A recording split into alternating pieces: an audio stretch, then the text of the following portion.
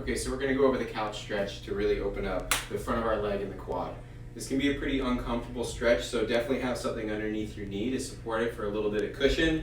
And we're going to use the box in this case. You can use your actual couch at home, or you can use a box or anything that you can just get your rear foot elevated. So the way it starts is, I'm just going to stand for a quick sec, is I get my foot up here, I'm going to drop my knee down towards the ground and kind of crank back a little bit.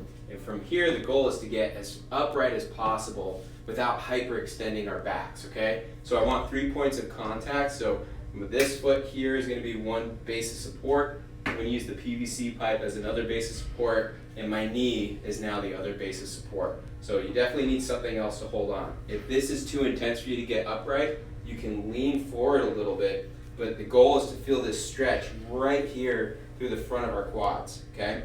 Some of you might feel it really high up in the hip. It's very, very normal, but as you get used to this stretch, you'll start to sink a little easier into it. And you'll have to squeeze that right glute to really activate that butt, to push forward a little bit, to feel the stretch in the front. And we're just gonna hang out here for about 2 to 3 minutes on each side. So again, I really want you to just focus on relaxing and using your supports to just sink into this stretch, okay?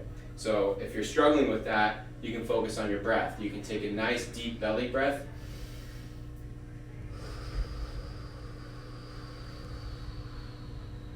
And you'll notice that'll allow you to sink and relax. For those of you that are really mobile into this one, really try to push back into it and squeeze that butt down and draw that pelvis underneath you and keep your rib cage down towards your pelvis, okay? So a pretty important point. We don't want to be in this position. I want to be here. And that will let me actually stretch the front of my thigh. So again, 2 to 3 minutes.